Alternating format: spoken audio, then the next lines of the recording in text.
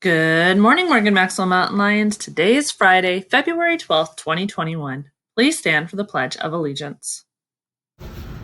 I pledge allegiance to the flag of the United States of America and to the republic for which it stands, one nation, under God, indivisible, with liberty and justice for all. Please remain standing for a moment of silence.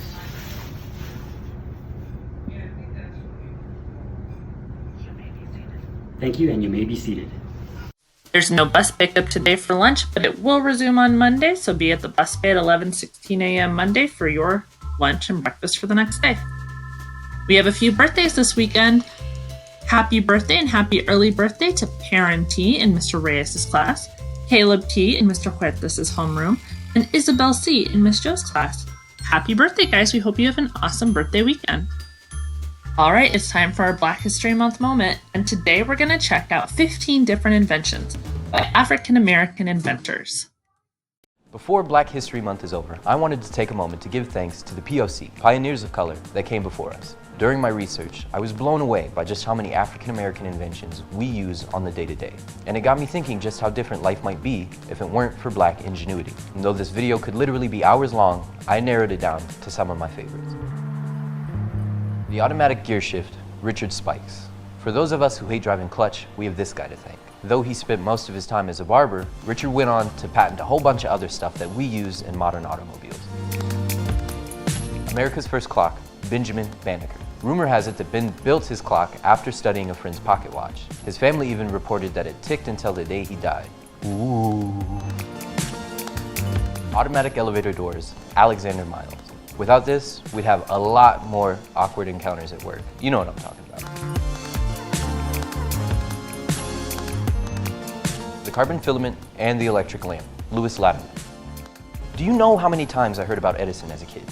Without our boy Lewis here, that idea-stealing hack would have no light bulb. Folding chair, John Purdue. Without this, professional wrestling would be an entirely different sport. Give him the chair, John! The ice cream scooper, Alfred L. Crowell. Need I say more? The modern lock, Washington Martin. Locks, dude. For 4,000 years, locks hadn't changed. This dude rolls along, makes some changes, then we're locking everything up. The refrigerator, Thomas Elkins. Who else had leftovers for dinner last night? Well, don't forget to thank your boy Thomas, because without his improvement to the refrigerator, that meal wouldn't have been possible. The modern toilet, also Thomas Elkins. Ooh, baby, a double. My man Tommy making home and work more comfy, one amenity at a time. The mop, Thomas W. Stewart. What, were you gonna keep using your good towels to clean up spills? Portable pencil sharpener, John Lee Love. Never a dull moment with this guy. I hate me too. Potato chips, George Crumb. My favorite carb delivery system. Though, all jokes aside, it's kind of destiny his name's Crumb, right? Thermostat and temperature control, Frederick Jones. Freddie, my guy, my dude, Arizona salutes you. Modern traffic light, Garrett Morgan. Thanks to Garrett, we don't have to play a game of Frogger every time we want to cross the street. Touchtone telephone, portable fax, caller ID, fiber optic cables, etc. Dr. Shirley Ann Jackson. Dr. Jackson deserves her own video. You're looking at the mother of modern telecommunications right here. Put some respect on her name. Like I said before, this is all just the tip of the iceberg. And though it's always good to stop and acknowledge those who came before us, Black history could never be condensed into a single month. Though, thanks for trying, white people. Seriously, people of color have been making waves since the dawn of time, and we're not stopping anytime soon. So raise a fist, take a knee, and thank a Black person. Because without us, your world might look a whole lot different. A few announcements today. It is our second day of parent-teacher conferences, so all classes will be over by 12 p.m. And K5, be on my Zoom, Rebecca Hoy, at 11:30 a.m. this morning, and we are going to have a Valentine's dance. Just a reminder, there's no tutoring or after-school clubs today. And 8th graders, make sure you're in class on Monday because we will be having a presentation from the Cholla High School counselors about course selection during 4th period. So make sure you go to 4th period and you check in so you're not marked absent. Just a reminder, we're taking signups for our art class that starts next week on Tuesdays and Thursdays from 4:15 to 5:15. And I know I keep doing this announcement, but I need 4 more girls. Attention 6th through 8th grade girls. You want to do this free workshop? Go girls. It's an 8-week group. And you have the chance to win all sorts of prizes, gift cards, all sorts of things. And it will give you a chance to hang out and get to know some other girls. So if you are interested and you have not told me or your teacher, please reach out. We're looking for 4 more girls so we can get our group started. All right, it's time for our weekly raffle. Let's see who our winner is.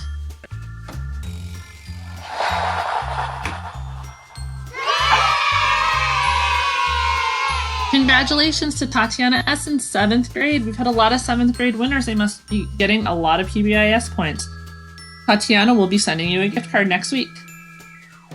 Okay, it's Friend Friday, and today we're going to learn about the history of Valentine's Day. And you might say, Miss Hoy, I don't think that's very fun, but traditions are generally weird, and we don't know where they started from. And so let's just dig into this a little bit and learn some fun facts. There's no doubt about it.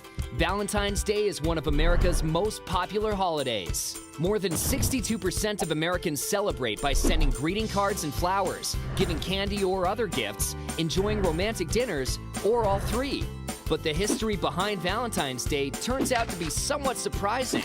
For example, the roots of Valentine's Day go all the way back to a raucous ancient Roman fertility festival held in mid-February called Lupercalia.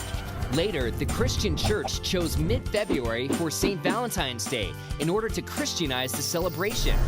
But who was St. Valentine? Not much is known about the holiday's namesake. First of all, there was more than just one Christian cleric named Valentine. One of them was sentenced to death for performing marriage ceremonies in secret after Emperor Claudius II banned marriage for young Roman men, thinking single men made better soldiers. Pope Gelasius declared February 14 as a day for honoring the soft-hearted Valentine at the end of the 5th century.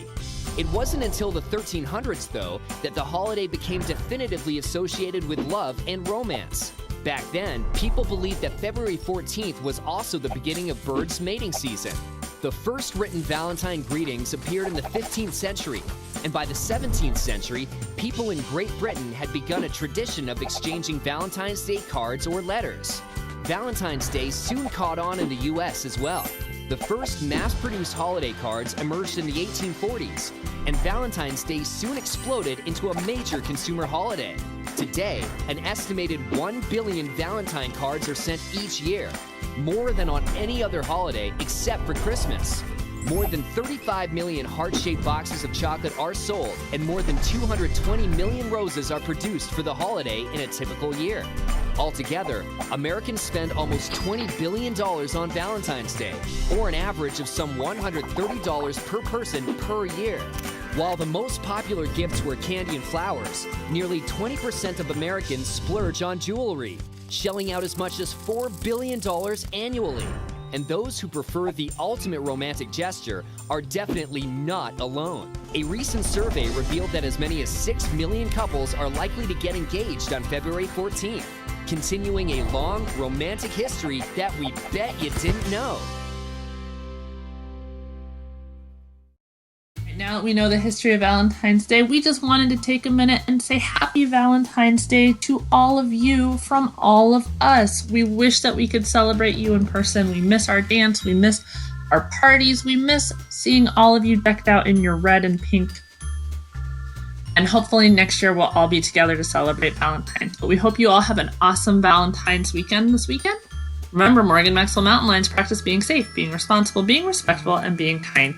It's a great day to have a great day, so we hope all of you have an awesome Friday and an awesome weekend, and we'll see you back here on Monday.